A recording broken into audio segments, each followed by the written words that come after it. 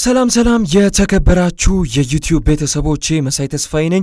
ዳግም ተመልሻለሁኝ ለእናንተ የተለያዩ መረጃዎችን እያደረስኩኝ ቆይታን የማደርግ ይሆናል። በአርሰናል ጉዳይ ላይ በክለባችን በመድፈኞቹ ጉዳይ ላይ እንግዲህ ጥልቅ የሆኑ የዝውውር መረጃዎች ላለፉት ሳምንታት ሲወጡ ቆይተዋል።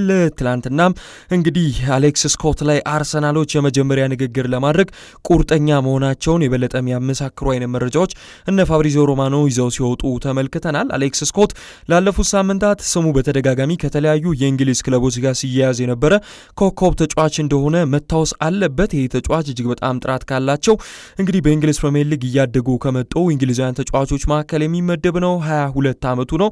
በነገራችን ላይ 2003 ላይ የተገኘ እንግዲህ ታለንት ነው። ብሪስተል ሲቲ ከዚህ ቀደም እንግዲህ ያደገበት ቡድን ነው። በነገራችን ላይ በ25 ሚሊዮን ብቻ ነበረ ከብሪስተል ሲቲ ወደ ቼሪዎቹ ቦርንማውዞች ያደረገውን ዝውውር እንግዲህ ሊያጠናቅቅ ችሎ የነበረው ጥራት ካላቸው የቦርንማውዝ ተጫዋቾች መካከልም አንዱ ለመሆን ጊዜ አልወሰደበትም ነበረ። አንዶኒ ኢራዮላም ቢሆን ወጣቶችን የማሳደግ ክህሎቱን ብዙዎች ያውቃሉ። በቦርንማውዝ ቤት የተለያዩ ታለንት ያላቸው ተጫዋቾች አውጥቶ ላለፉት እንግዲህ ዓመታት ሲያስመለክተን ቆይቶ ነው ሊቨርፑልን ሊቀላቀል የቻለው። ከነዛ መካከል ደግሞ አንዱ አሌክስ ስኮት ነው። አሌክስ ስኮት ያው አርሰናሎች ይበልጥ አሁን ላይ ከሳንድሮ ቶናሊ ጋር በተያያዘ በዝውውሩ ምናልባት ወደ ኋላ ሊቀሩ ነው እንደ የሚያስብል አይነት ጥያቄን የሚያስነሳ አይነት ሩመር ነው ምናልባት ትላንትና የወጣው ማለት ነው። ምክንያቱም የበለጠ ቡድኑ ይፈልገዋል ሲባል የነበረው አሌክስ ስኮትን ሳይሆን ሳንድሮ ቶናሊ ነበረ። አሌክስ ስኮት ለረጅም ጊዜ በአርሰናል የዝውውር ራዳር ውስጥ እንደ ሳንድሮ ቶናሊ የቆየ አይነት ተጫዋች እንደሆነ መመልከት ያለብን ይመስለኛል። ነገር ግን ተጫዋቹ ስቲል የሚመጣም ቢሆን ደግሞ በቦርንማውዝ ቤት የበለጠ ታለንቱን ማሳየት የቻለ ተጫዋች ነውና እንዲሁ በቀላል የሚታይና የሚናቅ እንዳልሆነ በአንዶኒ ኢራዮላ ስር ያለፈው ሲዝኑ የሚያመላክት ይመስላል። ቡድኑ አርሰናል የበለጠ በዝውውር መስኮት እንግዲህ እየተሳተፈ ባይገኝም የተለያዩ ግን ስካውት የሚያደርጉበት መንገድ የሚያስደንቅ እንደሆነ እያየን የምንገኘው። ታዲያ በመጪዎቹ ቀናቶች ውስጥም አርሰናል የማይጠበቅ አንድ ፊርማ ያደርጋል ተብሎ ይጠበቃል። ከነዛ መካከል ደግሞ አሁን ላይ ስሙ ይበልጥ ከሱ ጋር እየተያዘ ይገኛል ከአሌክስ ስኮት ጋር። ስለዚህ አሌክስ ስኮትን የማስፈረም ትልቅ ፍላጎት አላቸው የሚሉ መረጃዎች ትላንትና አመሻሹን ሲወጡ ቆይተዋል። የዚህን ተጫዋች ኳሊቲ ይበልጥ የምንመለከት ይሆናል። እናንተም ሰብስክራይብ እና ሼር እያደረጋችሁ አብራችሁን ጥሩ ቆይታ እንድታደርጉ ከኦዲዮ ጋብዛችኋለሁኝ። የበለጠ ያው በእንግሊዝ ታለንቶች ሲወጡ ምን ያህል በዝውውር ገበያ ላይ ስማቸው እንደሚንሸራሸር ማስታወስ አለብን። ትልቅ እንግዲህ ገንዘቦች ይለጠፍባቸዋል። እነዛ ገንዘቦችን ታዲያ በምን መንገድ እየቀነሰ ደግሞ አንድ ቡድን ሊገዛቸው ይችላል የሚለው ትኩረትን የሚስብ ነው። በተለይ ደግሞ እንደ አርሰናል ያለ እጅግ በጣም ከፍተኛ የዝውውር ገንዘብ ላለፉት ዓመታት ሲያወጣ የቆየ አይነት ቡድን ካዝናው በእንደ አይነት አቬሬጅ ቡድኖች ይፈተሻል። ቦርንማውዝ የበለጠ ሻጭ ክለብ ነው፣ ይደራደራል። የሚደራደሩትም ሰዎች ደግሞ ለአርሰናል በቀላሉ ይሸጡታል ተብሎ በርካሽ ዋጋ አይጠበቅም። ይህንንም ተከትሎ ነው በነገራችን ላይ ይሄ ተጫዋች እስከ 80 ሚሊዮን ፓውንድ ድረስ በቦርንማውዝ ሊለጠፍበት የቻለው። ተመልከቱ እንግዲህ የ22 ዓመት ተጫዋች በዚህ ሰዓት ላይ በእንዲህ አይነት ሂሳብ ለዛውም አንድ ዓመት እየተመለከት ነው ገና በዝውውር መስኮቱ ላይም እንዲህ አይነት ሂሳብ ሲለጠፍበት ማየት ትኩረትን የሚስብ አይነት ነው። የበለጠ የተከላካይ አማካኝነት ሚና በነገራችን ላይ የሚወጣ አይነት ተጫዋች ነው። አርሰናል ደግሞ ባለፈውም ሌላኛውን የተከላካይ አማካኝ እንግዲህ አዩብ ቡዋዲን ሲመለከቱት እንደነበር ይታወሳል። የእሱን ጉዳይ አላለቅም በነገራችን ላይ ሁለቱንም ነው እየተመለከቱ የሚገኙት። ግን ነገር ግን የአሌክስ ስኮት ትላንትና ስለወጣ ነው መረጃውን ላደርሳችሁ የመጣሁት።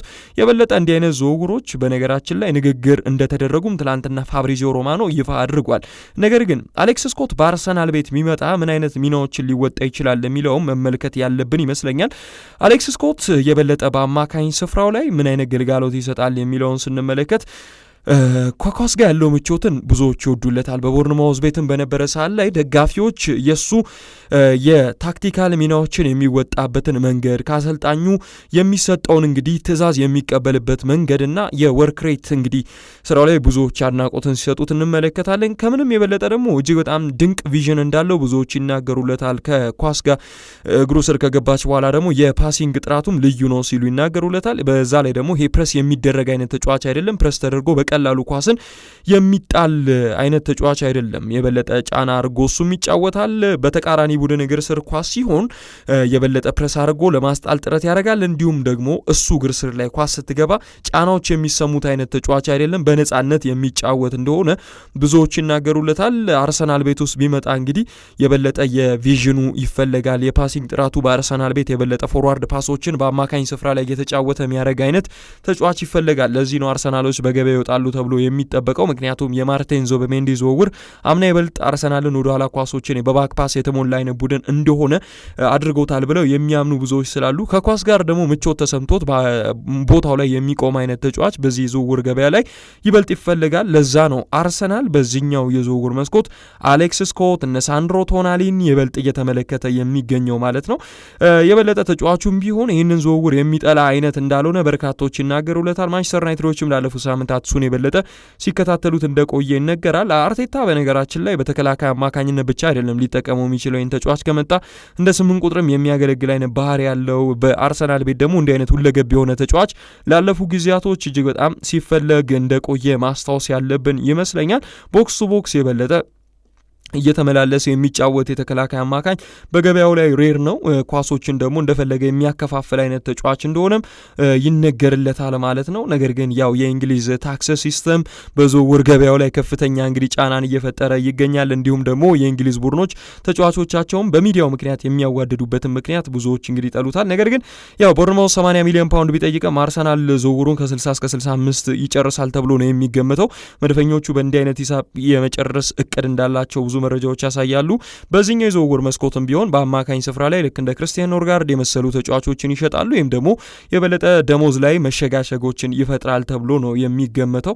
ይበልጥ ከዴክለን ራይስ እንዲሁም ደግሞ ማርቲን ኦዴጋርድ ጋር የአማካኝ ስፍራው ላይ ማርቲን ዙቢሜንዲም ሳይረሳ እንዲህ አይነት ጥልቀቶች መብዛታቸው አርሰናልን ይበልጥ በአውሮፓ ሻምፒየንስ ሊግም በእንግሊዝ ፕሪሚየር ሊግም ይጠቅመዋል ተብሎ ይጠበቃል። በተለይ ደግሞ በእንግሊዝ ፕሪሚየር ሊግ በዛው የተጫወተ በሊግ ውስጥ የነበረን ተጫዋች አስፈርሞ ማጫወት ምን ያህል ጥቅም እንዳለው የተመለከተን ይመስለኛል። በወጣት እድሜ ነው የሚመጣው። የበለጠ ለቡድኑ ዲቨሎፕመንት እንግዲህ አብሮ ለረጅም ዓመታት በፕሮጀክት ውስጥ የሚቆይ አይነት ተጫዋች ነው። የመከላከል ባህሪውን ብዙዎች ይወዱለታል። ከኳስ ጋር ከኋላ መስርቶ በቢልድ አፕ የሚወጣ አይነት ተጫዋች ነው። ምክንያቱም የተቃራኒ ቡድን ፕረስ ለማድረግ በሚመጣበት ሰዓት ላይ ጫና ውስጥ የሚገባና ኳሶችን በቀላሉ የሚጥል አይነት ተጫዋች አይደለም። ቴክኒካሊ የበለጸገ የተከላካይ አማካኝ በዚህ ሰዓት ላይ ገበያው ላይ ሬር እንደሆነ ይታወቃል። ሲገኙም ደግሞ በሽሚያ ነው የሚሸጡት። ይህንንም ተከትሎ ነው አርሰናል በተደጋጋሚ ከተጫዋቹ ጋር ስሙ እየተያዘ የሚገኘው። ይበልጥ ይፈልገዋል። ንግግሮች እንደተጀመሩ እንግዲህ ታዋቂው ጋዜጠኛ ፋብሪዚዮ ሮማኖ ነው የተናገረው። ነገር ግን እየጠየቁ ያሉት እንግዲህ ቦርንማውዝ 80 ሚሊዮን ፓውንድ ቢሆንም ይበልጥና አንድሪያ ቤርታ ዝውውሩ ላይ ገብተው መሄድ የሚፈልጉ ከሆነ ከ60 እስከ 65 ማውጣት ይጠበቅባቸዋል። ያው ተጫዋቹ የሚነሱበት አንዳንድ ችግሮች የበለጠ የጎል ተሳታፊ አይነት ተጫዋች አይደለም። አሲስትና ጎሎች ላይ እጥረት አለበት ይባላል። የተለመደ ነው። ዲፌንሲቭ ሚድፊልደር ሆኖ የሚመጣ ተጫዋች ብዙ ጊዜ ጎሎች ከሱ እንዲመጡ አይጠበቅም። የበለጠ ደግሞ ጫናዎችን ፈጥሮ አሲስቶችን የሚያረግ ከሆነ ጥያቄዎች ይነሱበታል። ሌላው ያው በሻምፒየንስ ሊግ ተጫውቶ የሚያውቅ አይነት ተጫዋች አይደለም። በአንቶኒ ራዮላ ስር ይህንን ሲያረግ አልተመለከትነውም። ሌላ የሚነሳበት ጥያቄ እንደሆነ ይታወቃል። አሌክስ ስኮት ጥራት ካላቸው የእንግሊዝ ፕሪሚየር ሊግ ተጫዋቾች መካከል ባለፈው ካየናቸው ውስጥ አንዱ ተደርጎ ይመደባል። 22 ዓመቱ ነው። ከዚህ ቀደም እንግዲህ የበለጠ ከዚህ ተጫዋች ጋር ስሙ ሲያዝ አርሰናልም ተመልክተናል። አሁን ላይ ግን ይበልጥ እንግዲህ ፋብሪዚዮ ሮማኖ በተለይ ካወጣው መረጃ በኋላ አርሰናል ወደዚህ ዝውውር ጠልቆ እየገባ ነው እየተባለ ይገኛል። በቀጣይ ደግሞ ስለ ሳንድሮ ቶናሊ አዳዲስ መረጃዎችን ይዤላችሁ መጣለው። የአርሰናል ደጋፊዎች እስኪ ሰብስክራይብ፣ ሼር እያደረጋችሁ ይህንን ቪዲዮ ለብዙዎች እንዲደርሱ ማድረግ እንዳይረሳ። አብራችሁኝ ስለቆያችሁ ከኔ ጋር ጥሩ ጊዜ እያሳለፋችሁ ደግሞ ሰብስክራይብ እያደረጋችሁ ስለምታበረታቱኝ እጅግ በጣም ላቅ ያለ ምስጋና ላቀርብላችሁ እወዳለሁኝ። ሁሌም ተከተሉኝ። የተለያዩ ሀሳቦችን ኮመንት ሴክሽን ላይ እንድታስቀምጡልኝም እጋብዛችኋለሁኝ። እስካሁን አብራችሁኝ ስለነበራችሁ አመሰግናለሁኝ። ቸር ቆዩልኝ።